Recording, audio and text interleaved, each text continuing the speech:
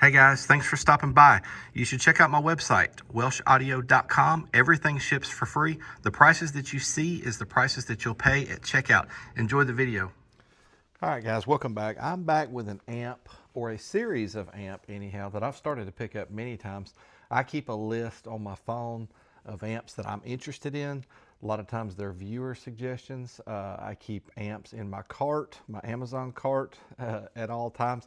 I'm constantly just scrolling and looking for amps at all times. There's usually a good probably dozen amps that I've kind of got on my mind at all times. But the Tarantula, I think it's the 6000 that I've had on my list for, I don't know, quite a while, maybe a year or something like that. But I come across the 3500 recently, and I decided to go ahead and pick it up. I'd still like to do that 6000 as well. Y'all let me know if you're interested in seeing the 6K. All right, sit tight.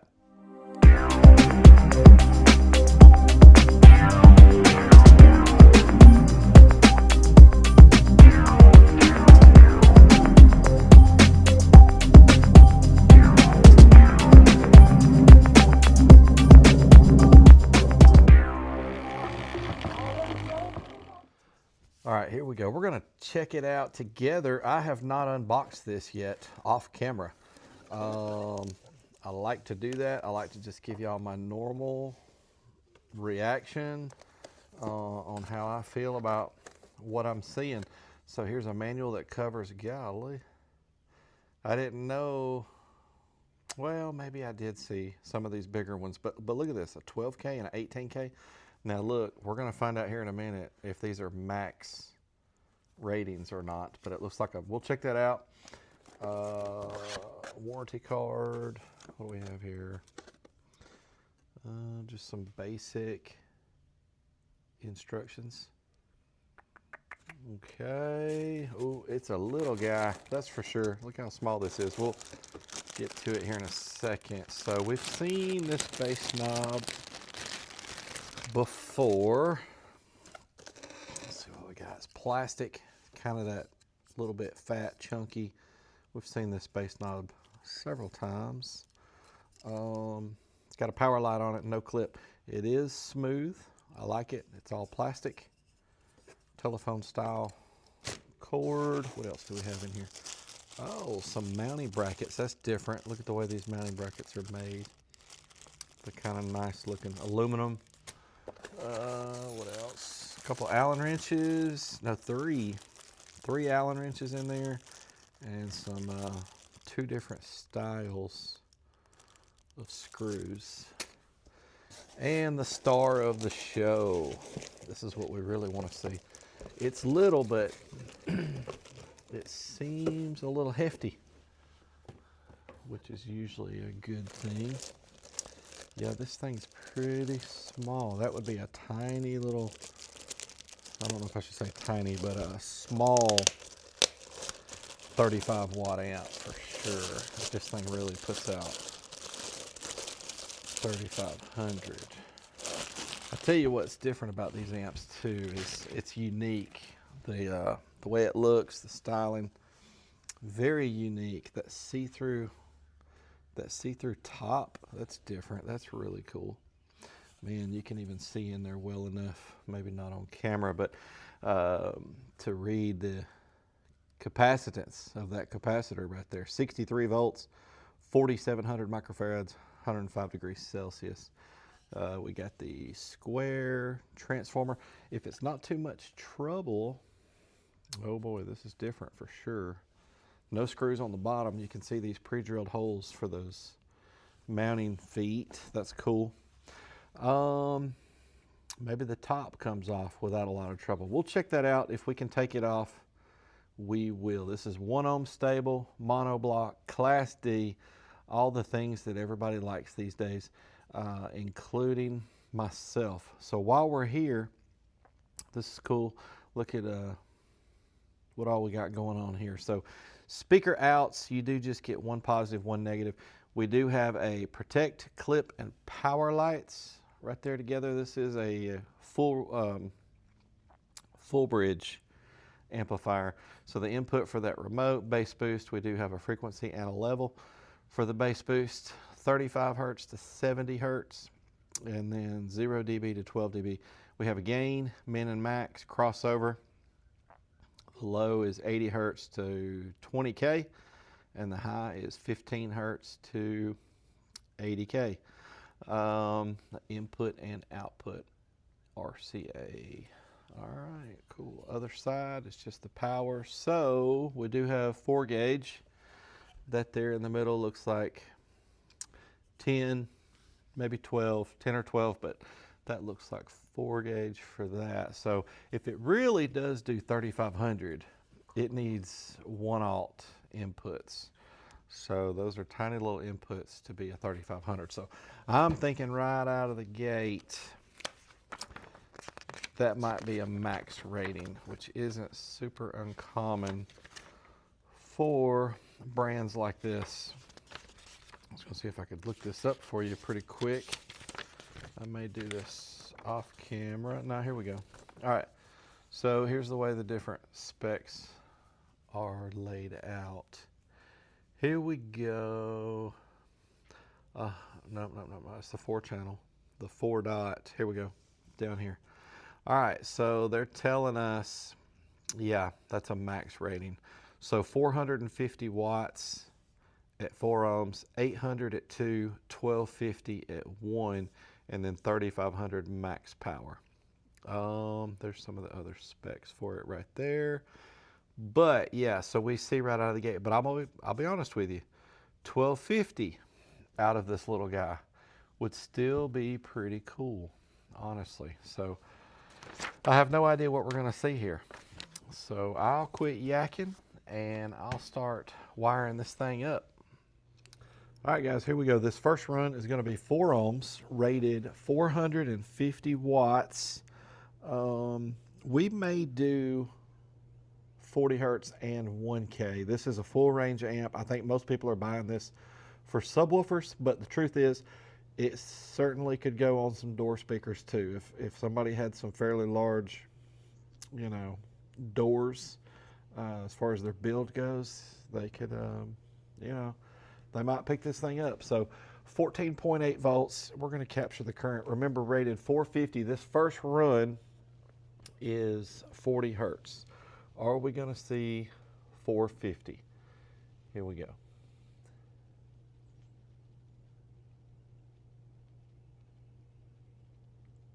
No.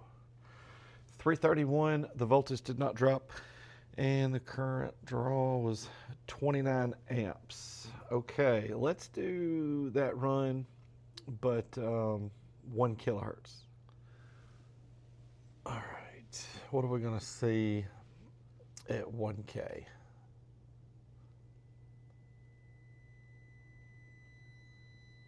$308, a little bit less.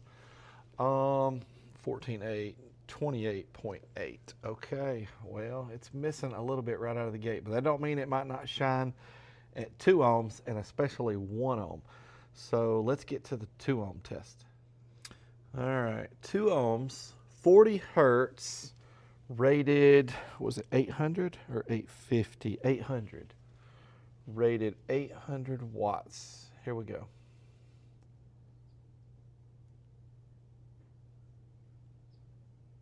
$547, a little bit of jump right there at the end, pulled 53.9 amps. Okay, let's do 1K. Will it do any more at 1K? 515, a little bit of, no, we're gonna call that 515. Gosh, I think I forgot to reset that, but all right, so it missed its 2 ohm rating as well. Okay, let's move on to 1 ohm, and when we get to 1 ohm, I'll probably also do some dynamic testing. If you're wondering why I'm not doing that, it's because we're doing 40 hertz and 1K and just trying to keep the video from being so long. All right, but let me get the resistors hooked up to 1 ohm. All right, 1 ohm, rated 1250. This is the 40 hertz run. Are we going to see 1250 or anywhere close? No. We'll give it that 878. The voltage did drop to 14.5, and the current draw was 97.1. Gosh, it's fallen short by a fair amount. All right, let me get this stuff reset, and we will go ahead. Sorry guys, I normally shut the camera off for this. Let's go ahead and do that 1 kilohertz.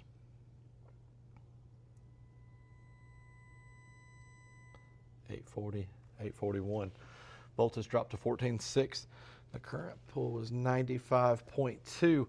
All right, let me get set up. We'll do a couple of dynamic runs, but look, that's not bad power out of this little guy, but it's nowhere close to 3500, and it's even missing its RMS ratings by a fair amount. So, all right, let's do those dynamics. All right, 40 hertz dynamic. All right, we broke 1,000. 1022. All right, let's try 1K. 1K dynamic at 1 ohm.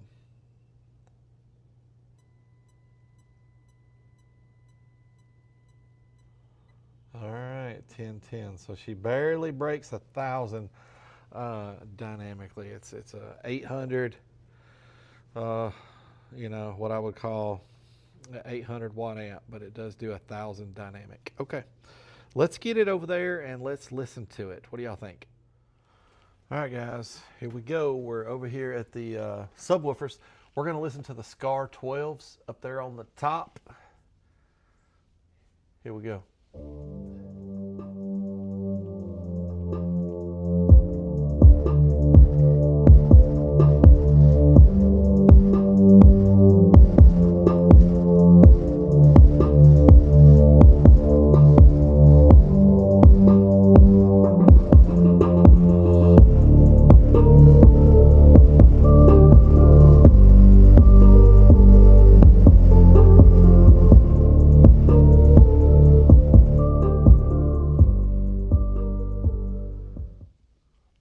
Guys, I had to make an adjustment there in the middle of that. That's why the the camera got off center a little bit. But wow, so it's got some, and I will say I saw this twice. I reset it once while the music was going on just to make sure that that wasn't a fluke.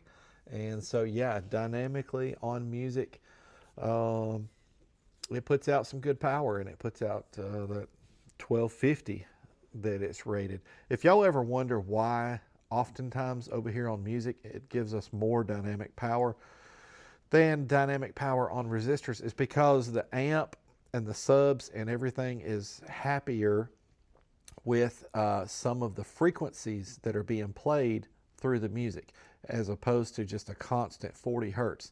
Maybe this amp, because of the box and the subs and the rise and all the factors that are going on, maybe it puts out more power at 50 hertz than it does at 40 hertz. So that's something that's probably not talked about enough, but yeah, so that's why sometimes we see more power on music. So all right, pretty cool little amp for sure. Let's get back over there. Let's unhook this. Let's see about taking one of the panels off so we can see the insides. I don't know just yet if that's going to happen or not, but I still need to talk about price.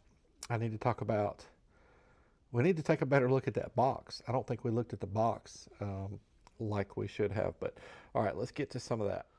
All right, guys, this one is a little bit of a pain. And what's crazy is they give you 3 Allen wrenches with this amp, and you need all 3. The biggest one is for the power and ground, the medium one is for the speaker outputs, and the little one is for the remote.